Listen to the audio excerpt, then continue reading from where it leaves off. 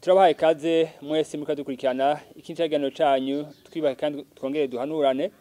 Ikiganiro cyarugira ngo abagikurikirana bose bashobore kubakwa mu buzima bwabo, bashobore kwakura impanuro zishobora kubafasha mu buzima bwabo bwa misi yose kugira ngo bashobore kubaho ubuzima Imana yifuza ko babaho hano ku isi.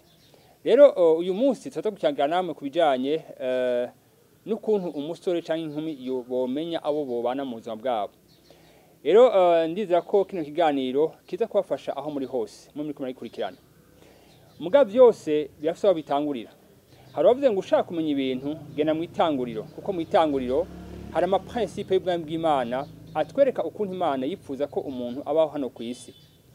Rero kenshi abantu baragira mu mahiyaje hino hino ku isi, ushobora gusanga n'uno munsi mu kwezi kwaheze, abandi basanga imyaka 5 yaheze, imyaka 10, imyaka 20. Abandi nabo bari mu migambi yo kuzokubaka ugwabo. Ariko ikintu gikomeye cyane si gukora ikintu gikomeye cyane nukumenya ubumenyi bujanye n'ico kintu ugiye kwinjiramo. Kenshi iyo ugiye gukora ikintu udafite ubumenyi bwaco urashobora gusanga ico kintu gikoze nabi. Ariko iyo ugiye gukora ikintu muga ufite ubumenyi ico kintu ugikora neza.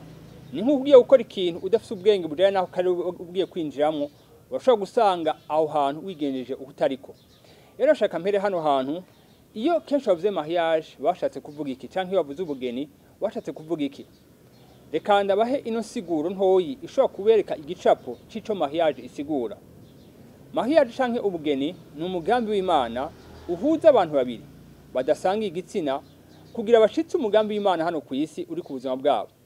Gasubiremo kandi iyo bavuze ubugeni bashatse kuvuga iki. Ni umugambi w'Imana uhuza abantu babiri badasanga igitsina kugira ngo bashitse umugambi w'Imana ku buzima bwabo hano ku isi. Kenshi iyo ubonye abantu bagize mariage mbega ikibazo kwibaza baba batahura ico bagiye gukora. Kuko haje no siguro ni kugira ngo abantu bagiye kuzokubaka izabo canke abubatsi izabo bashoboye gutahura impamvu bahuye bakabana.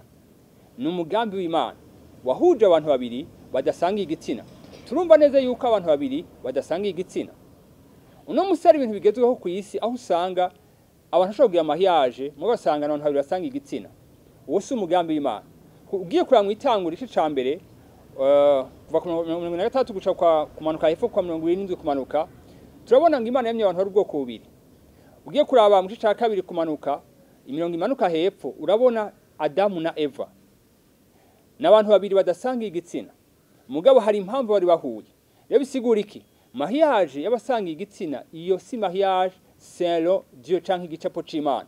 Mariage mu gicapo c'Imana n'abantu babiri badasanga igitsina Imana ihuza kugira ngo bashitse umugambi wa hano ku isi. Rero mwe muzo kubaka izanyu muri kazoza mumenye yuko iyo havuzwe urugo canke ubugeni n'abantu babiri badasanga igitsina bagiye gushitsa umugambi Imana hano ku isi. Niyo abahashobora kuba ingo zahuye canke abantu batugwabo ntibubatse juste uko abandi bari kubarubaka ingo hirya no hino ku isi. Abo bantu barahuye kugira ngo bashitse ic'Imana bashaka kwa hano ku isi. Iyo ni definition ya mariage. Murahura kugira ngo mukore ic'Imana bahamagara gukora hano ku isi. Murahura kugira ngo mushitse umugambi w'Imana ufatanye n'ubuzima bwanyu. Hari ingo nyinshi ku isi. Muga urugo rwose rurafise manda kanaka hano ku isi. Rurafise mission hano ku isi. Rurafise ikintu Imana igwiteze ko hano ku isi. Urugo si ruvutse hari iyerekwa ifatanye n'ubwo rugo. Iyo abantu bagiye kubaka urugo rwabo muga badafise impamvu babikoze abo bantu bazokora ic'Imana bashaka kwa hano ku isi. Abantu bashobora gushitsa umugambi Imana hano ku isi n'abantu bahuye kubw'impamvu kanaka. Ni ikintu gikomeye cyane gose. Kandi ico ndibaza ko mwagitahuye reka manuke hepfo naho.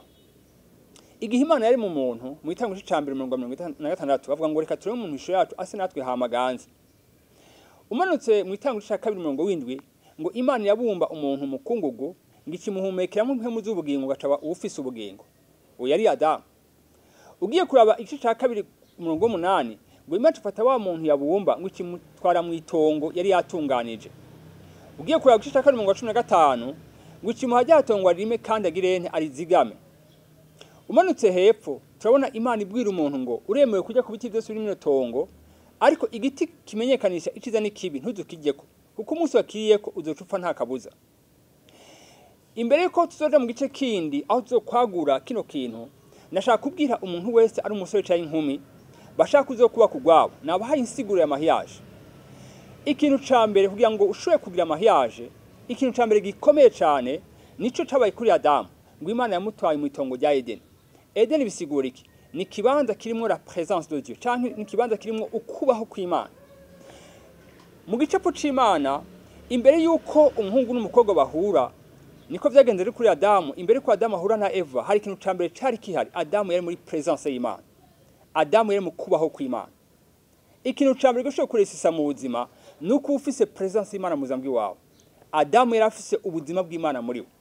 Ni ikintu ca ngombwa, ni ikintu gikenewe gose cyane gose. Ndibuka Mose ashaka gutwara Abisirayeli aho Imana yashaka ko batwara, yavuze ngo ntitugere tari kumwe nawe Mana. Ikintu cya gikomeye cyane kuri Mose, c'était la présence de Dieu. Kuko yarazi ngo kuresisa kwabo kurafatanye cyane no kubaho kw'Imana mu buzima bwawe. Niba ushaka kubaka urugo ruzorama, urugo rushitsa umugambi Imana hano ku isi, ikintu ca mbere ukeneye ni ukubaho kw'Imana mu buzima bwawe. Uri umuhungu cyangwa uri umukobwa. Hama ica kabiri gikomeye cyane nico Imana yabwiye Adamu, ngo uremewe kujya ku biti byose byo muri iyo tongo, kiretse igiti kimwe kimenyekanisha iciza n'ikibi. Mu yandi majambo yarahawe instruction, yarahawe ijambo. Ijambo ry'Imana ni itara rimurikira ibirenge byacu. Ijambo ry'Imana ni ubugombe bw'Imana. Ijambo ry'Imana ni ubwenge bw'Imana. Iyo ufite ijambo ry'Imana muri wewe, uramenya imigambi y'Imana. Iyo ufite ijambo ry'Imana muri wewe ntutsitara, kuko ijambo ry'Imana ni itara rimurikira ibirenge by'iwawe. Ijambo ry'Imana byose mu buzima bwacu. Ibi tubona Imana n'ibyo tutabona, yabiremesheje ijambo ryayo, kandi ijambo ryayo yashyize hejuru y'amazina yayo. Ni ikintu gikomeye cyane nk'abantu bagiye kubaka urugo, ko bafite ijambo ry'Imana mu buzima bwabo. Adamu yarahawe ijambo, Adamu yahawe instruction. Niba ushaka kuzo kubaka urugo ruzima rugendera mu mugambi w'Imana, nuko uba uri umuhungu cyangwa ukaba uri umukobwa ufise la présence de Dieu mu buzima bwawe, ufise kubaho kw'Imana mu buzima bwawe. Hama ica kabiri ufite ijambo ry'Imana ari ryo tari muri ibirenge byawe. Iyo ndizera ko mwabitahuye, nabahaye insiguro ya mariage carico, ni umugambi w'Imana uhuza abantu babiri kugira ngo bashitse umugambi w'Imana hano ku isi ku buzima bwabo. Hama navuze ko abantu bashaka kuzo kwiyangaje bakazogira choix na mariage nziza, n'abantu bafise ukubaho kw'Imana mu buzima bwabo. Hama ica kabiri n'abantu bakiye ku ijambo ry'Imana. Rero murakoze cyane, mugira ibihe byiza. Tuzobanaye mu kindi gice aho tuzokwagura bino bintu. Mugira ibihe byiza, amahoro y'Imana bane nawe.